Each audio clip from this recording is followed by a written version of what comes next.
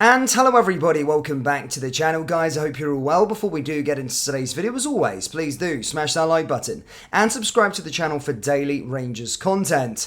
Guys, in today's video we're going to be discussing some sort of big Graeme Souness Rangers return news as he's kind of spoken out about the situation, whilst also going through what the upcoming AGM is about. Of course, by the time you're watching this video, the AGM will be ongoing at Edmonton House, and of course it is a very interesting time. There's a lot of sort of stuff that the Rangers board are going to have to face. They're going to be facing the music, and there's sort of resolutions that they are going to be sort of speaking about, of which we'll discuss here in today's video. But basically, resolution 1 is probably going to be to receive the annual reports and accounts for the year ending in 30th of June 2023.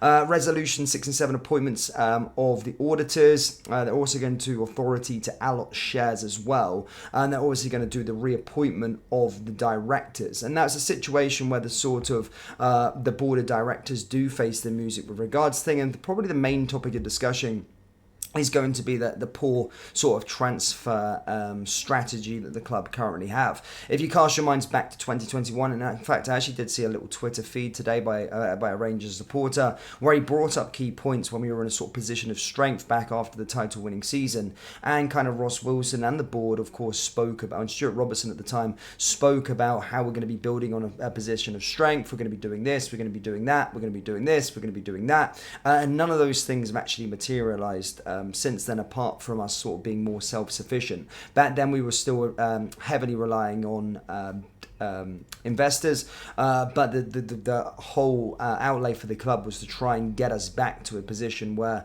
we're self-sufficient, and that's where we're kind of going, that's kind of where we're headed. But of course the transfer strategy that they were talking about then has been absolutely dire. You know, key assets like Alfredo Morelos, Ryan Kent, these sort of players running down their contracts and being able to leave for free.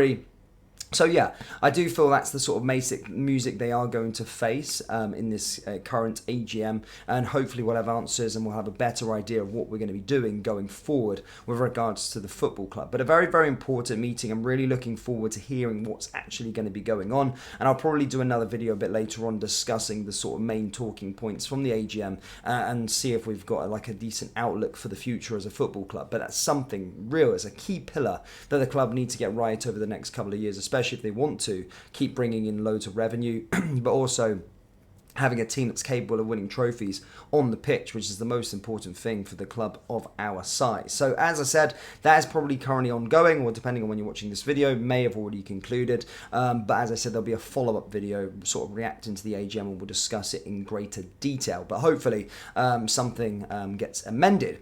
Now, recently, I think maybe a few weeks ago, I did state to you that I did see that Graeme Souness was going to be returning back to Rangers in a consultancy role. Back in the summer, I think he was offered a role officially, but wasn't ready to sort of go for the full-time work, but then was going to be announced a part of the football club as a sort of consultant figure for Rangers. However, since then it's gone very, very cold and very, very quiet, and actually Graham's come out and spoke on TalkSport in regards to the situation, and this is what he's had to say. They've got their hands full with the new manager getting settled in, a new director of football. They've had bigger fish to fry than me, but I'm talking to them and I'm at their service. I'm a Rangers fan, they're to help in any way they think I can. For me, that would be on the end of the phone and going up to watch the games, and if the manager wanted me to offer an opinion and I wouldn't without him asking me, then I'd be there for him as well. I'm not waiting for the phone to ring, but I'm waiting to hear from them. I've got other things. So as I stated, it has gone fairly quiet on that fact. Obviously it was well documented that Graeme was helping out with a managerial search for the football club, but since then, despite the sort of imminent appointment that was supposed to happen, nothing has been confirmed at this moment in time. But as Graeme stated, they have been sort of frying bigger fish, if you like. Of course, we've just appointed the director of football, so hopefully over the next sort of couple of days, couple of weeks, maybe again addressed at the AGM, we'll start to see if there is going to be an update with regards to Graeme coming back in that said consultancy role. So yeah, interesting stuff there. I always think it's good to have a bit of a Rangers man in and about. Some of his sort of takes, though, have been fairly wild in recent years. The whole point of trying to get Frank Lampard the job was a bit wild in my opinion. But, you know, Graham's a well-respected figure for me, and I do like Graeme, of course. And yeah, interesting one to say the least. But That's all I've really got for you with regards to Graeme. Again, we're still undecided whether he's going to be there, and he's spoken about that situation. Guys, another busy game we've got busy weeks, so to say. We've got Hearts, of course, at Tynecastle on Wednesday. Games are really coming thick and fast. And as we stated in yesterday's video, it was a better performance that we played against St Mirren. Todd Cantwell sort of pulling the strings. I thought Tom Lawrence was absolutely fantastic as well. Seamer getting back on the goal sheet again as well. So it's important now that we go into that game against Hearts and keep that sort of momentum going, making sure that we win. Hearts have been in decent form. Stephen Naismith actually just got Manager of the Month award, and as I said, Hearts look like they are starting to do the business. So it is going to be a tricky test. It always is at Tynecastle, especially on a Wednesday night, especially in a nighttime fixture, especially in the cold. So the players have to be up for it and raring to go for the game. And as I said, hopefully we can really create this dynasty and this snowball effect, this momentum, because seriously want to see us lifting trophies this season. Just having to take a little look at the actual fixtures that are coming up for us. There is so many tricky games actually coming up. As I stated, we have got Tynecastle there, but then straight after that we've got Dundee at home. Then we're going out to Seville to take on Real Betis, back in Seville since the sort of heartbreak again of the last time. Then we've got a couple of home games. Then we've got the cup final straight after that, literally 3 days later.